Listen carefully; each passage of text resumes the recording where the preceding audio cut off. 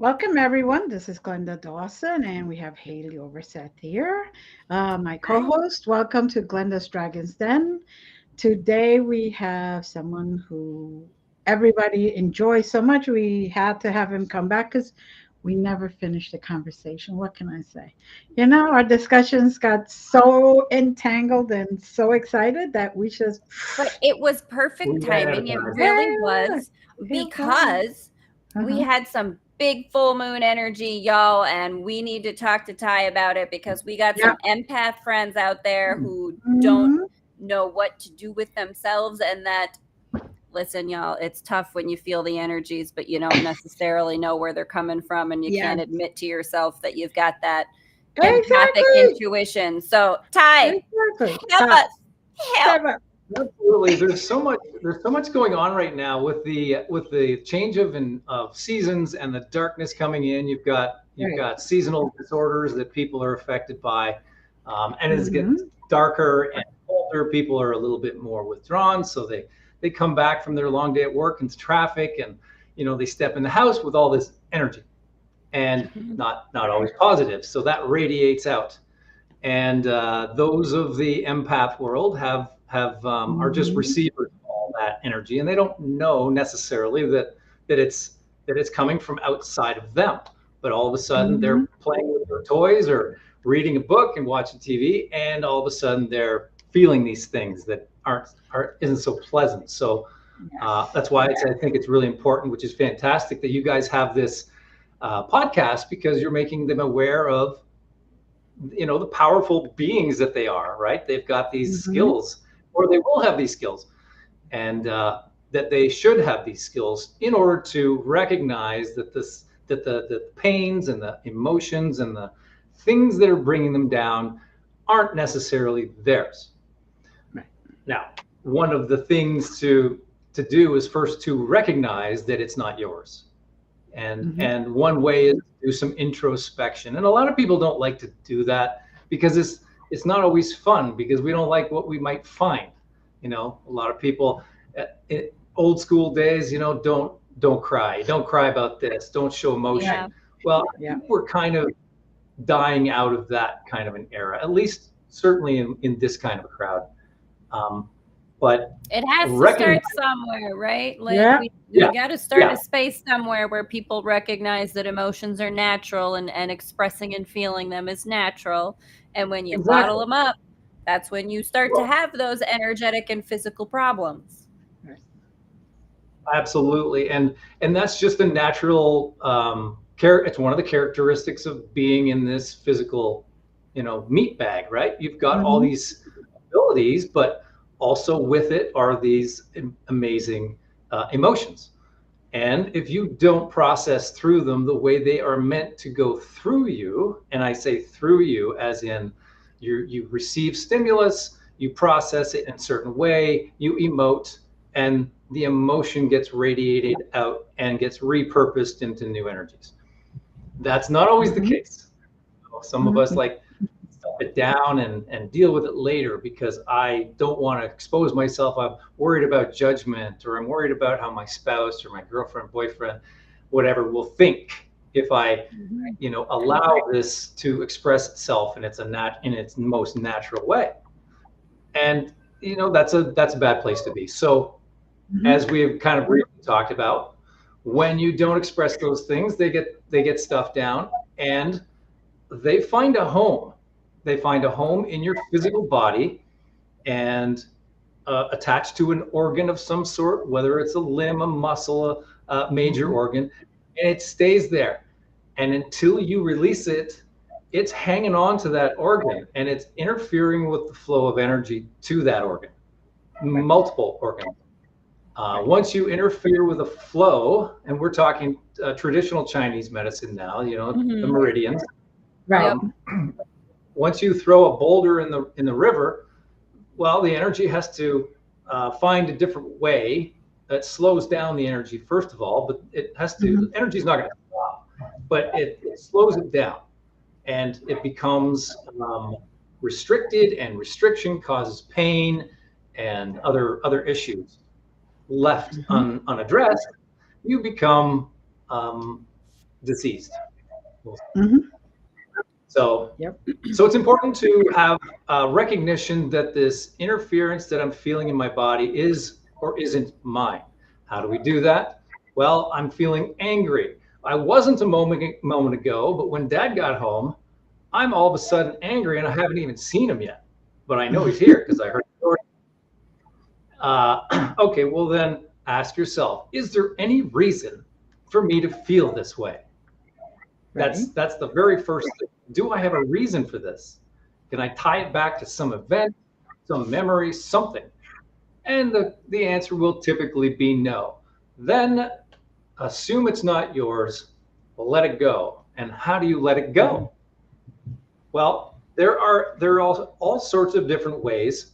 One way that I find very useful is, first of all, if there is a story tied to this, let's say it's jealousy, let's say it's anger. Mm-hmm. If you have a story tied to it, then that's going to hold it there. That's the kind of the glue, that's the plaster on it that holds it in place. So strip that away because it has no business anymore. The story is just something that you keep telling yourself to put it in place. Right. So let the story go. Just feel where it physically exists in your body. Like just close your eyes and feel it. Where is it? Is it my stomach, in my ribs, in my chest? It typically, it might be in your heart chakra area across your chest. Mm-hmm. If it's jealousy, if it's an anger, you might feel it in your kidneys, in your liver, in your stomach. Feelers in your stomach, butterflies, right? And once you have it located on your physical body, now you can start releasing it. Now you can breathe into it. And we were talking earlier about being generic and esoteric about the terms of the things that we do in the spiritual world. Yeah. What does that actually mean? It means, imagine your breathing apparatus, your nose and your mouth, down into the area that you felt the pain or the emotion. Just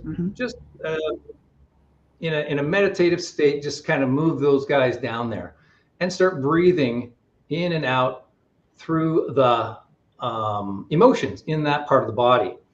Now you'll notice think of it a little bit as like giving that emotion some airtime, right? Like broadcast airtime, like the podcast, right? There you go. Like, hey, maybe you just need to be seen and have your bit heard. So like, all right, there you go. Breathe into it, give it some airtime. Well, Haley, that's a brilliant observation, a point, because oftentimes it is not necessarily this amount of work that you have to do, and that wasn't very much work, but oftentimes it's just recognizing that it's there.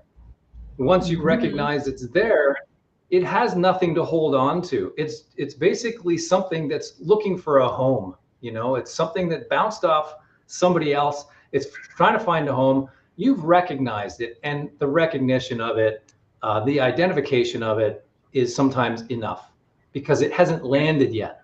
It's still kind of flying around looking for a home. But those that have kind of, dug roots, that's when we dig a little deeper and do something like what I was just mentioning, breathing into it. Now, the breathing into it thing, that involves just what I mentioned, moving your breathing apparatus down into the area, breathing through it. And as you breathe through it, conscious breathing is a very, very powerful thing because breathing moves energy. But, and of course you're breathing all the time. How do you not breathe, right? Well, when we say breathe into something, we're saying consciously breathe into it. Like be aware that you're breathing into it, not just like automatically breathing. You don't think about that, but this is consciously doing it. So you breathe through it. And as you do, you'll find that the sensation will start to dissipate. Now, and you do that until it's gone. And then, and it usually won't take that much time. It'll disappear unless you keep grabbing at the tendrils of the story that's holding it there. It's important that you let go of the story, because the story is really, it's something that you fabricate in your mind to hold it there. My girlfriend did this. Oh, I can't believe she did that. She probably did it for this reason and that reason. My dad beat me because he thought whatever. We tell ourselves things. Right. But anyway, and that's one way to actually deal with emotion. And then it's gone. It's gone. You may have it come back in a certain way, but that's just another layer of this vast onion, because it may be that this thing has been around a lot longer than you might realize. You might have brought it in, since birth. Right. So. Well, and those are. Go on. Sorry, go ahead, Glenda. Well, it's just like when we were working together, Ty, where you found something that I had from birth, and I kept bringing it through till now, or till the time we worked together. Exactly. And once I let it go, it's like, why have I been holding on? I didn't even realize I was holding on to something. You didn't even know it was there. No. So it was very interesting, and what a release of energy. It really was. Well, and that's exciting. That is the exciting part, that you can breathe into it. And again, like I, in my mind, kind of imagine like, a river stream, or like the current of air becoming that sort of flow of the river of all the good that is meant to come to you, that you're supposed to be receiving, instead of that negative emotion. Because again, like you're saying, the stories that we hold on to are where they come from. But we all know that, again, in this space, at least, have an understanding of, we truly are just energy signatures. Like these human suits we occupy are just temporary vessels, so that we can learn things about the energy signature that we are and expand that. Right. So how can I have belief structures at all that would impede me if I'm not actually this human in my entirety? Right. Like that's just a small part of all the things that I really am. Absolutely. And I keep wanting to dovetail into this bigger talk, but I don't think we're ready for that yet. And it's something, it's a little bit deeper to, I want to just touch on. I was going to say let's talk about it, because now you're ready. You're already hooked us in. Right? You're stuck now. Okay, so now you're stuck. Now you're stuck. You're just going to have to come back again. Yep. So I don't know if you, a lot of what I've learned to feel is true is from an entity called Bashar. But a lot of people listen to Abraham Hicks. They've been around, the two of them have been around for about the same amount of time. Right. Love them both. But Bashar is the guy that, he's this alien that ggets channeled by 𝓕𝓻𝓪𝓷𝓴𝓲𝓥. And I love what he says, because my brain processes what he gives me so much better. And what he talks about is the raw mechanics of the universe. And he has something called the formula, which is a five-step set of things that you would do to navigate life as smoothly as possible. Right. And it actually was 4, and then he added another one. Right. But and we can talk. I do want to talk about that. But first, going back to the thing that I was going to talk about is when one of the things he mentions is that every billionth of a second, a billion times per second, we change to a reality that more closely matches our resonance. That reality is another Earth, almost identical to the one you're in, with maybe one molecule difference, one slight difference, or it could be a vast difference. It depends on the shift of your frequency. So there's multiple frequencies going on. You've got a harmonic resonant frequency that is unique to each of you, to each of us. That is your unique signature. And if you talk to aliens, if you've or dealt with them in any way, you know that they don't have names. Right. So they recognize each other by the unique signature of energy. Well, then there's the other resonant frequencies that you emit as you change, as you climb the spiritual ladder, as we say, right? As you climb the spiritual ladder, your resonance increases. And we all know that a higher frequency is better, right? We just want that.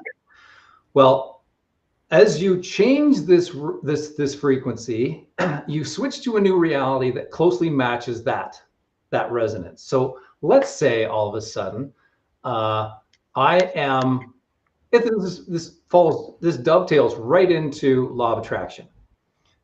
Let's say I believe wholeheartedly that I own a house with a white picket fence, and there's a horse on it, and it's this big, and it's got 2 cars in it, and I know it. There's no question in my mind that that's what I live in. If I get in meditative state and I change my resonance to match exactly that, I will switch to that reality, because there's no choice. That's how we navigate. That's how, 1 billion times per second, you're changing to another a reality that matches. And that reality, by the way, is static. It's not moving. It's like a frame in a picture. And this is where we get into time, the illusion of time. We're doing it, it's happening so fast, literally billions of times per second, that when our minds think about it, we can't notice that we're doing it because it's happening so fast. There's so subtle changes. But it's like the film strip, right? That's the image I always think of, is like you have one single picture, one single frame, but it moves through so quickly, it gives you the illusion of movement, the illusion of continuity, the illusion of linearity. But in the universe and in quantum physics as well, the quantum physics equation works in both directions, right? Time isn't actually real. You can shift backwards or forwards and things equal out in the same way. Like reality works in that same way. Right. Yes, absolutely. And well, something that I wanted to add to it was that you are actually a brand new human. You're a brand new Haley. You're a brand new Glenda, every billionth of a second. So now, equipped with that knowledge, and it might take a little while to just let that sink in, but if you accept that as truth, which I have, now you can start changing your reality in a different way. You know, okay, because you read all those law of attraction books. Okay, you do your vision boards and you meditate. I own this, and I this, and do all the things. This is where I perceive myself to be. This is where I would like to perceive myself to be, and that's the only real difference, is that this is what I perceive right now, and then this is what I would prefer to perceive. And experience. Yes. Yeah. You gotta make sure you stay out of the want, that leads to not having, and which is a lack, which is now the resonance. You're emitting lack. And that's the reality you'll draw towards. Well, maybe that's what it is. You just got to be like, y'all, it's just, again, going back to, sorry, this is how my brain works, went to film school, but like, you're just changing the camera angle is all it is, right? Like you just got to shift that perspective and perception, that camera angle, to something else. And then that's your reality. Like, my reality right now is this backdrop with the art, but if I turn it around, you're going to have a different reality. Like over here, there's the reality where the couch is at, right? Where's the reality where your picket fence White House is at? Well, you just turn the camera to look over there. Then what's the camera? Right here. Bingo. Exactly. And if you take that as the truth, now you can say to yourself in the morning, all right, what kind of reality do I want to be a part of today? Like, what reality do I want to be a part of? And if you do a morning meditation, which I do, your brain is nice and clean. It's settled from getting up. You've got, typically within the first half hour is when you want to dive into a meditation, if that's your thing. But now you can set the stage for the day and possibly for the rest of your life. So I'm going to set the reality to be where everything flows in my direction. Everything is going to roll my way abundance. All my desires are going to be here. They're going to be right here. And this is the thing that he talks about, is that we don't have to spend so much time drawing things to us that don't exist. What we have to do is spend, they're already here and now, because there is only here and now. What we have to do is focus on the belief systems that show us that we can't have those things. That's what we have to work on. Mm-hmm. So we all have belief systems that say something like, oh, well, I don't believe that I can achieve these.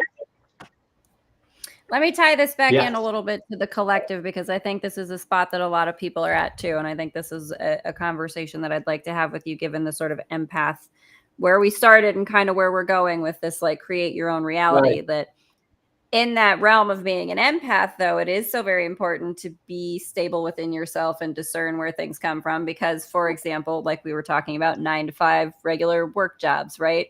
The structure of society that we have currently, with the work structures that are expected of us, don't fit most people anymore. Nobody wants to do it anymore. Nobody's interested. This paradigm doesn't fit us anymore, right? Yeah. But as empaths, you feel sort of trapped in this paradigm, because you do feel so resonantly empathetic towards people who are struggling in those sort of spaces, right? And you want to sort of be the lighthouse to help on some level, and be able to, you know, be someone who is of service. But so how do you as an empath deal with that kind of, like, being attached to the collective? Or even if you think in terms of just things that are going on in the world, or the things that you absorb watching the news, you are taking on all these emotions and things that tie you into these collective paradigms that may not actually have anything to do with what you believe is true about yourself. Yes, you hit on some really strong points there. Connecting into news and media and world events and taking that stuff in. Don't do that. Don't do it. Don't do it. It's just more stories that you'll keep telling yourself, and then you keep experiencing it. Right. Yes, exactly. Don't turn on the news. Don't listen to the news. I know it's going to be like, hey, how am I going to know what's going on in the world? Well, you'll know. You will know. Yeah. The world will interact with you. The world is going to reflect what you make yourself a part of. So if you start changing the frequency such that the world is a much nicer, calmer, happier place, that's the world that you're going to shift to, and that's what you'll be a part of. It doesn't mean that you have to deny the things that are going on in the world, but you don't have to own that stuff. When you own it, you're like worry and fear and guilt and all those things. We talked last week about the map of consciousness that from David Hawkins' book, Power versus Force. He gauged emotions on an energetic level, and anything below 200, and 200 is courage. Below that, there's pride, there's desire, fear, grief, apathy, guilt, those things. And anything below 200 drains you. It physically drains you of energy. So if you listen to the news, you're going to inherit those emotions, and you're going to get drained. And how do you go to work? If you start your day with that kind of crap, how are you going to go to work with, an uplift? And then you go to work and interact with people who are having conversations about these same things that you are are interacting with that aren't helpful, and it just compounds and reinforces that story, and it becomes more dense because you're reinforcing. And that's maybe you want to, I don't know if you want to touch on that a little bit. That's maybe, again, too far into the quantum physics version of it, but it's, again, very important just for people to recognize, like you're saying, that it doesn't all come from you, and you can choose what it is that you are consuming. Because it's the same as consumption of products and services that we do. Like, you consume information, you consume data, you consume energy of the stories that are out there and available for you to be aware of and experience. Beautiful. And now, kind of dovetailing back to what we were talking about, that power, the conscious decision of not listening to the news, is the same conscious action that you'll take when you decide not to accept energies from anybody that you don't want to. So you can just set an intention. An intention is just an act or a thought that you do before some kind of an action. And you just say, no energies can enter my field that are at or below my own frequency. That'll do you. That'll set you straight. That means nobody angry is going to affect you. Nobody sad. Nobody. Now, as an empath, you're going to recognize as being one of those people that people come to and they unload their problems. Yes, 100%. Lost to a flame. Yeah. Right? Sometimes, and this isn't like, and for those of you out there who are empaths who don't understand it, and I know some of them personally close to me, but the idea that sometimes the people that come to you like that moth to a flame, they start spilling their guts before they realize they've got things out of their mouth. And sometimes I've experienced this where they don't even remember that they spilled so much to me. They don't remember that they spat all that out talking to me. It just came out and they like. Yeah. And sorry to interrupt, but the reason why tell me. Because they've unloaded it. It's no longer part of them. It's part of you. Right. And that's why they feel so great when they leave talking to you, because they don't have that anymore. It's gone. Right. They've unloaded it. And that's why every Monday, John from accounting is going to come over to Glenda's desk and start letting it out. And then he feels great. And you're kind of like, oh God, how do I listen to this? Energy vampires, right? Colin Robinson from What We Do in the Shadows. Very, Yeah. And how do I avoid Mondays? Well, so the real trick that I learned, you find the happiest person that you know in your business, and you find them on Monday, and then you start hanging with them, and you're uplifting them, they uplift you, and then you're locked in for the day. Nobody can bring you down. You just have to avoid those people that are looking to unload their stuff and drain you, because and they drain you. Mm-hmm. And now, it's not that you're not willing to listen, but unfortunately, sometimes they don't realize that every single time they see you, there is just what I call vomiting. Mm-hmm. Yeah. Not just chatting and spending time and sharing thoughts or sharing experiences. Oh, it was great this weekend. Never when it's a good time do they come to share with you. Right. It's only when they had these terrible weekends, they had these fights and all that other stuff. Yeah. Because you're the garbage disposal for them. They come to you. Nobody calls customer service because they're happy. Yeah, exactly. Yeah. Now, Haley, you also touched on something else that was quite important, and that is empaths are usually in a place of service to others, are usually in like an occupation of service to others or side hobbies of that. And more often than not, they're like, well, I want to help. How could I not help this poor soul? And that's why they're in that service mentality. Well, that's a beautiful thing. I mean, service to others. That's a beautiful thing. What's not so beautiful is not allowing yourself to recharge to perform those acts and not saying no. Yep. And this is one of the things that I found in so many empaths. They didn't realize that they were allowed to say no. They said, well, I've still got some life in me. I can still help that person. No, you can't. You can't, because you're depleting you're already down below 25% energy.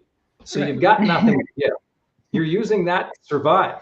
And what are you going to do for them? You've got nothing to give them, but you still try. And that's not a valiant thing. That's a bad thing to do.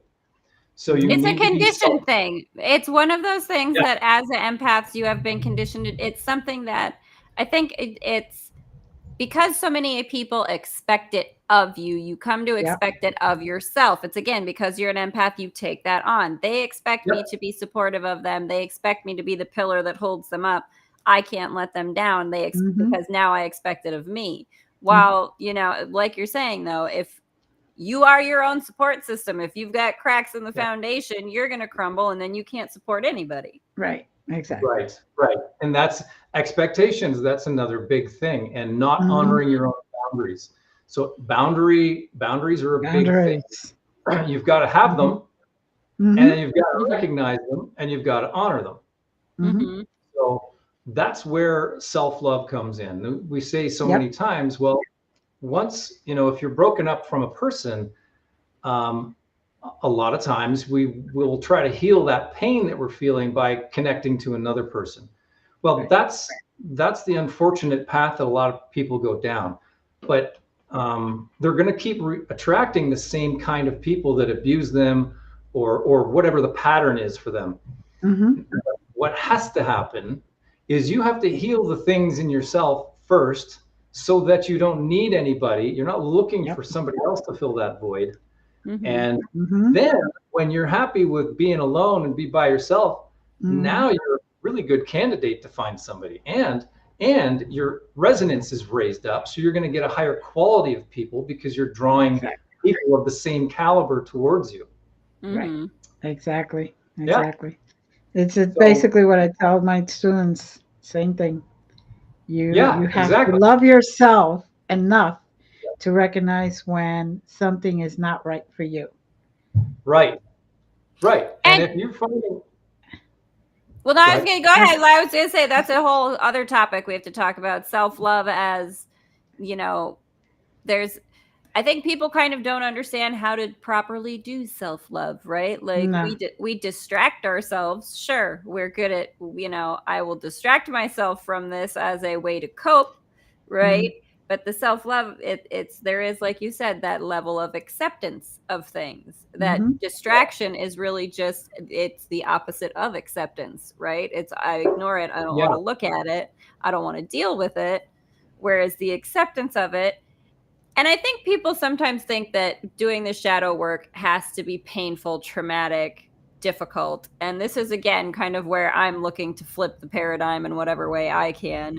That, like, it's got to be more fun than that. There's got to be more fun, easy, playful ways that you can get in there and look for those things and have support systems where it's not such a dark, scary nightmare scenario. Like, yes, horror movies do exist, but don't some of us love watching them? Like, can we find a way to enjoy that part of it, right, in that kind of a way, in a playful, more sort of creative way, so that it's easier to approach? Beautiful. I love that, because the idea of making shadow work fun is beautiful. And because a lot of people like, oh, shadow work, I've heard of that. It's like dark, and then you have these horror stories. I did 3 years of shadow work and I'm still not through it. Okay. Well, it doesn't, you're right. It doesn't have to be that way. And it's just a matter of, first of all, honoring the boundaries, recognizing, don't allow any more crap in. So that's there's a good spot to start, guys. Just like put some boundaries up in the field. Listen, I got a hot mess in here and I got to sort it out. So can everybody just give me a minute? Right. Sort it out. Don't allow any more stuff in the bucket that you need to clean out. And then start doing the things like what I mentioned earlier. Just breathe through the emotion. Done. Okay, cool. That was pretty quick. It's going to come up again, but fine. Just take a few moments, take away the story. The problem is the story, and this is the thing that came to me. I'll tell you why this came to me. A friend of mine had cancer, and she was coming over for some work, and I meditated that day, and I'm like, well, what should I do? What do I need to do to work on her? Well, I was shown to work on these emotions. I'm like, okay, well, I do that, but what else? There's got to be something more. Well, I was shown this method that I guided her through, and it was actually really cool. So what I was shown was her sitting. We were in the backyard. I have a really like a foresty backyard. We were sitting back there. And I am. I'm very fortunate. I manifested this. But anyway, so I was shown her sitting there, and then as my astral self or her astral self, we'd walk over to her and look for the emotion that most needs being dealt with, and just ask to be shown where it is. Like, where is it physically on that being over there? Go over there and start putting your hands around it and tactily, like physically with your astral self, taking it and pulling it out, and then and turning it into white light, like repurposing it into new energy. It's just energy, right? Right. Take it out, repurpose it into white light, release it to the ether. And then I taught her to do that. And she said it was a magnificent guided meditation, because now she's got a tool to go home with. And that seemed to resonate with her. So that's where this came from. This being, take away the story, go in and feel it where it is in your body, and then breathe through it. 3 simple steps. And that's when I started working on it. I recognized that there was a story there. So I said, okay, well, there's no point in that. That's not really serving a purpose. It's just gluing it there. So get rid of that. And that's it. Now, Haley, you can hand these instructions off. And this is only one way to do it. This is the way I do it. But you've probably got other ways that are simple and not painful, and they don't have to take up a lot of time. But I will say, the most powerful tool you have is your imagination. That was absolutely, and it works. And that's why when you get into your creative state, that's such a flow state. And that's when a lot of people are able to sort of have epiphanies, go draw for a while, it can be aimless play, people. It doesn't have to be anything that has and this is, I think, part of the thing that people think something needs to come of it, right? It's sort of like you need a dollar amount for the product kind of thing, right? Like you need to have a quantitative, measurable something in order to say this is done. And it's like, well, it doesn't quite work that way, because again, you're the one who decides when it's done ultimately, right? So there's that element too of having to stop sort of overthinking things a little bit, right? And that's where some of the play and creativity comes in. If you're just having fun, you're not overthinking what you're doing, you're enjoying yourself, and those solutions just like bubble up. Beautiful. Yeah. And the idea is, if you can stay in a high resonance of fun, if you can stay in fun, all this stuff becomes easy. It becomes playful, and it becomes a joyous thing to do.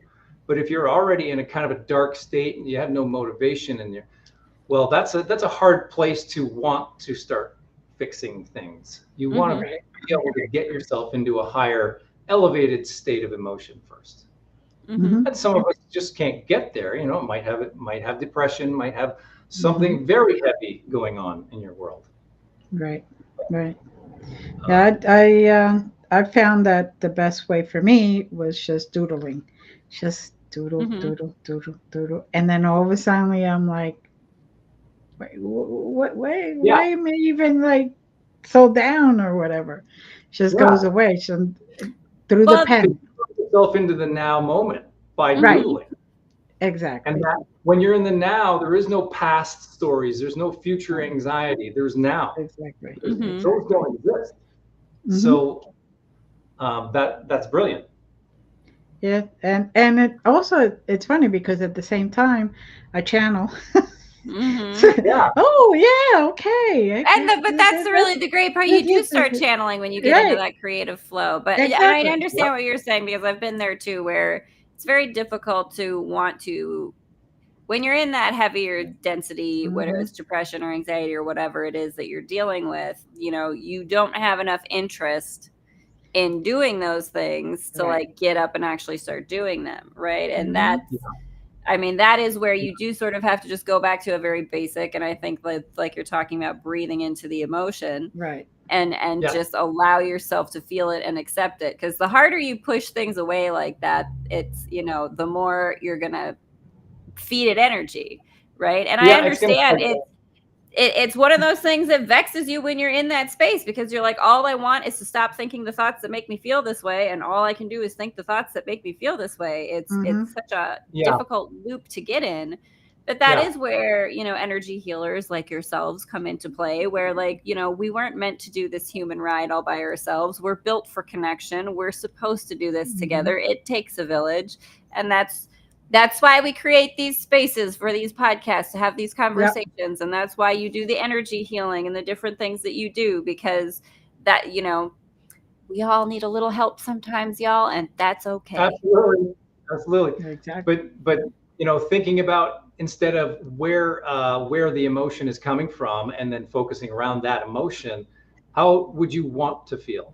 If you say how I want to feel, okay, well, what would that feel like to feel free of this heaviness in a really blissful state? What would that feel like? And then just for a moment, you're going to feel it. You're going to feel uplifted. You're going to feel like that has gone. Those heavy emotions are gone just for that fraction of a second. And then once you recognize that, that's the place you want to be, and you want to bring it into the now. That's the state now. Bring it now, and then and think about, oh, okay, I like that. I'm just going to see if I can stretch that moment out for a few more moments. Right. Think whatever gets your state of being in a uplifted place. In some cases, you can draw on another person that is just abounding with love and inspiration and energy, or your son, your daughter, your dog. Once in a while, I'll think of, like, there's this playpen where you can lie down and they'll release a whole bunch of puppies, and they'll just be I mean, you can't be unhappy when you got puppies all over you. Like, come on, like, go. I'm for that.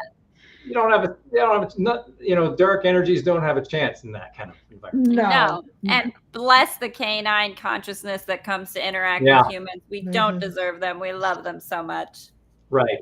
I know. And we have to thank the cats, because they got some connection to the spirit world, but man. Yeah. Oh, cats, for sure. Yeah, they're the spiky ones. They're the spiky ones of the spirit world. Yeah. Oh, they're all beautiful around and to have. And so, since we're on the topic of dogs briefly, in some cases, you can look at the dog, the physical state of the dog, to know what the owner has in emotions or medical issues. Because the dogs will be they're hyper empathic. They'll take away from you anything they can.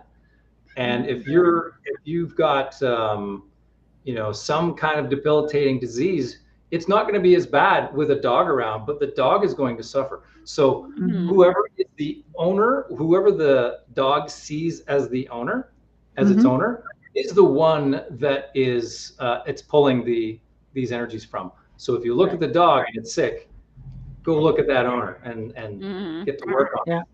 Yeah. No, I had an emotional support dog. So you do? I did. Yeah. I did. It passed away. My last two dogs passed away actually within 4 days of each other in May. Oh, wow. Yeah. Are you going to get another? What was that? Are you going to get another? I don't plan to. Okay. And that is why I'm staying away from all pet stores and anybody who has puppies. No, because I walk in and I society. know what's going to happen. I'm going to be dragging something out. Once upon a time in North Carolina, up to 7 dogs. Oh my goodness! Like sucker and a half right here. Nice. Yes. They found me. 2 of them were strays that I found that had been dumped during hurricane season, and I always adopted from Humane Society. So same thing. I can't go volunteer at Humane Societies because I'll take them all home. I used to volunteer in this shelter to do Reiki on the animals, and it was very hard walking out without somebody. I was like, no, I have a whole baseball team at home. No, thank you. Right. It's hard. You want to take them all in. Yeah. But you got to know when it's best not to. Well, that's again going back to knowing yourself well enough to know what you can actually handle, and not spreading yourself too thin. Even if it is a good and great, wonderful thing to volunteer in Humane Society, even that can be overwhelming to you as an empath. To be like you said before, that you're in positions of service, or you tend to want to be of service, but then don't recognize when it's becoming something that is no longer serving you in a mutual way, and then your service can't be the highest that you have to give. Right. Basically, you got to take your turn. You got to learn when you need to recharge and say, nope, I'm staying away from everything. I'm staying away from everyone, even for a day. And people think that that's a selfish thing to do. Oh, I need to be out there. My friends are calling on me, or my mom needs my help, or my dad needs. No, not when you're depleted. No. Priority is you, and that's just the way it is. There's no question.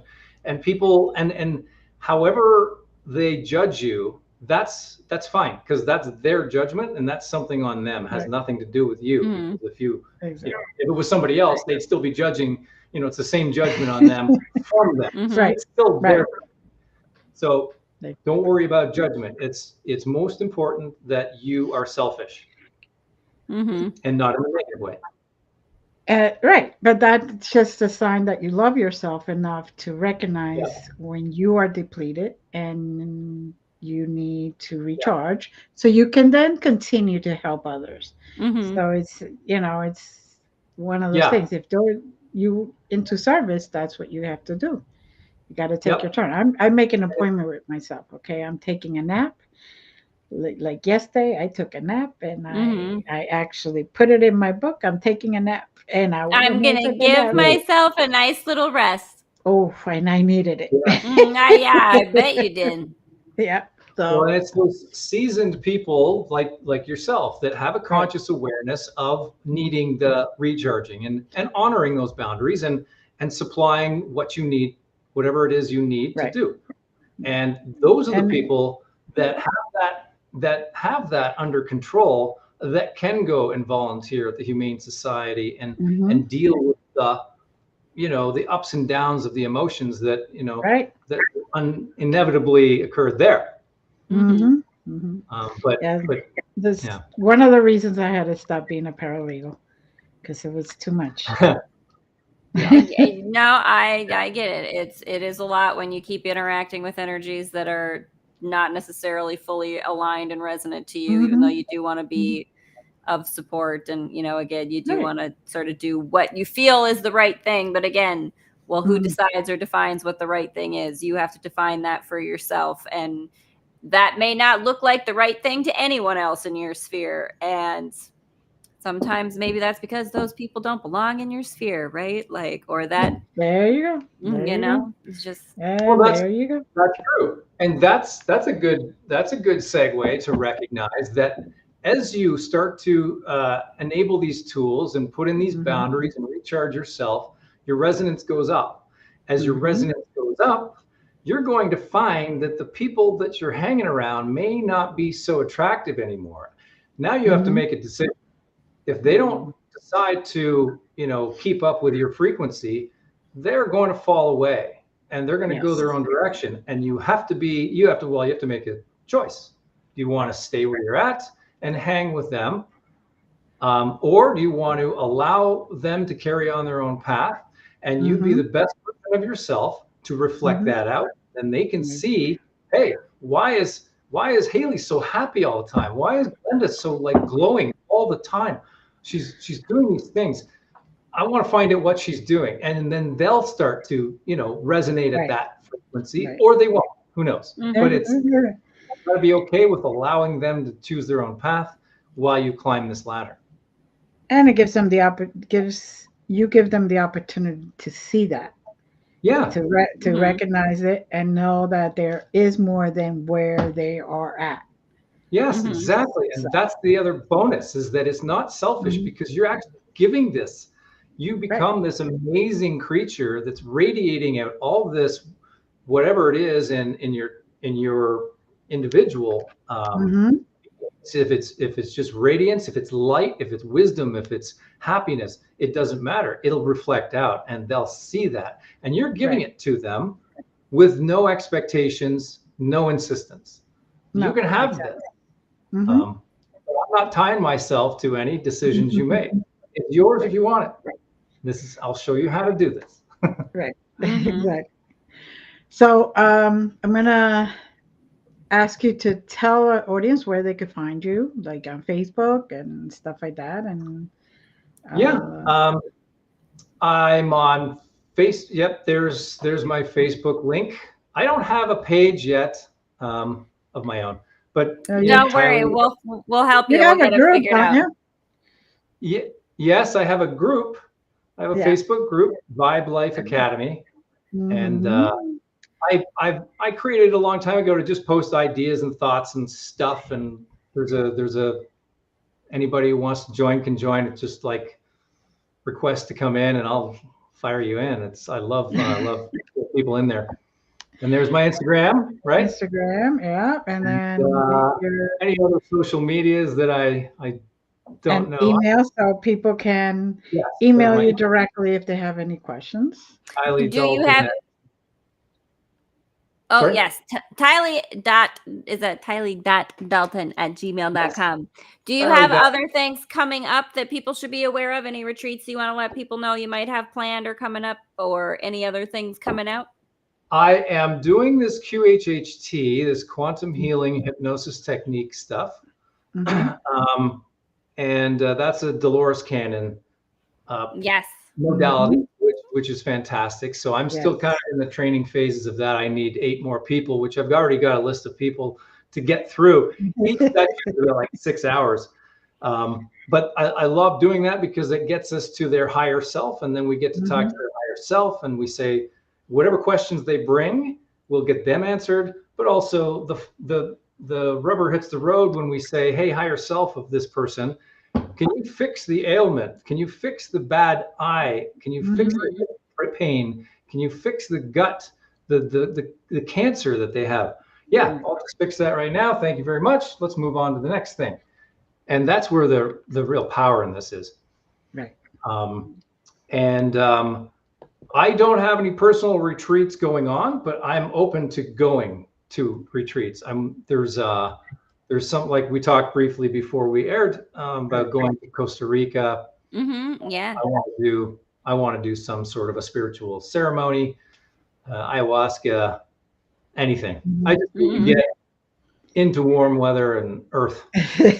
I feel that. Yeah. In the Midwest. Let's get to somewhere where I can put my toes in the dirt again and it's, not frozen solid. Yeah, exactly. Yeah. What else? Oh yeah, that's I've got my 2 boards right in front of me, so I keep glancing down, and there's like tons and tons of topics because I did a metaphysical class. Oh, that's the other thing. I'm working on telekinesis. Fun. Yeah, and that's kind of a fun thing. It's just another belief system thing that you have to have, right? And you can start affecting matter. And if I have something more teachable, then I'll open up like a workshop for that. Good. You let us know. That sounds super exciting. I would like to play that game. And you know what? I'm going to say, if you are someone who's, struggling with whatever difficult emotions, distract yourself with something like telekinesis or that other kind of like exercise of some other kind of practice, because sometimes that distraction will lead you down a rabbit hole where you can start channeling the things you need to deal with, right? In a more, again, a more interesting way, a more fun way, something that, allowing those things to come to you while you are enjoying, practicing, or exploring this other new thing. Yep. As you start to explore those things, you'll discover things about yourself that you didn't know you were able to do. Right. So, yes. And things about yourself that you finally said, wait, this is what's causing this. Why am I even holding on to that? Yeah. It's like going through your house and doing spring cleaning at any point of the year. It doesn't make any difference. And you go through a filing cabinet and you're like, why am I holding on to this file folder? It's like 20 years old. And that's kind of the same thing. That's exactly right. That was actually one of Bashar's formulas. That's the 5th thing that he added was go back and revisit your false beliefs. Yep. Because it's the false beliefs that are interfering with your growth. like manifesting the things that are right there in front of you. You don't believe you can, so you've got to get rid of that belief that you can't have what you want. Right. Getting rid of that belief will actually show you the things that you're desiring. Exactly. That's why I use the example of spring cleaning. Yeah. But I mean, it's just, you go in, you're like, what the heck? Why do I need this? We'll get rid of it and repurpose it so you can use that energy, but in a more positive way. So, yeah. When you examine yourself very closely, and this is again the shadow work, but when you examine a belief system that you find and you hold it out in front of you and you say, is this true? 9 times out of 10 it's not. So why are you holding on to a lie? Exactly. Right. Throw it away. Doesn't belong. And you create space now, safe space for true stuff. Yep. Where you're at right now. You know, and maybe 10 years down the road, whatever's happening now, it doesn't resonate any longer. But at least for right now, it helps you continue to lift up. And it helps you continue bring that vibrational level up so high that then you start, like you said, Ty, attracting higher vibrational beings to you. Yeah. And leaving those anchors and those vampires behind. Yeah. And as you raise that frequency, you're going to find synchronicities falling in front of you. And you just follow those. Now you're in the flow. Yeah, exactly. And that's where you want to be. That's where we all are just trying to look to be. And the synchronicity game is fun. Like, what's the next thing you can show me, universe, that speaks to me in a way that only makes sense to me? So that I can have my little internal inside joke with the universe giggle fest and let the person who is checking me out at the grocery store think I'm insane. Right. Perfectly fine, because guess what? I'll follow my synchronicity to some whatever, and it doesn't have to make sense to that person. Exactly. And I'm so happy to be the weirdest part of somebody's day anyway. Absolutely. That's another powerful, that's a powerful thing, not caring about what other people think. And I'm almost 100% there, but it's so powerful. Yes. Yes, it is. No, it really is. That's the advantage of me. I'm a little older. I'm already past it. I'm like, you're like, I've been around long enough. I know all of your opinions. Most of them are awful. I'm not interested. Exactly. I learned some of that from you. So you were radiating that out years ago, and I recognize that, and that's what we're talking about. You're radiating out this energy, and I picked it up back then. I was like, wow, that's cool. And you know what, y'all? We're in the age of Aquarius when things are just meant to work out because they just are supposed to. So just go ahead and let yourself follow that energy and go be that freak. But go and be that freak. The universe is emanating a resonance of supporting you in all of your weird. And nobody needs to agree with anything you say. Well, don't be afraid to fail. Don't be afraid of what people might say. Do it. Just do it. Exactly. So thank you, everyone. We're almost out of time. Hold on, Ty. Thank you all. And as always, love you. Love you. Thank you, Ty. It's been great. We'll bring you back again. You know we will. I know you will. I love it. Thanks so much. All right. Hold on.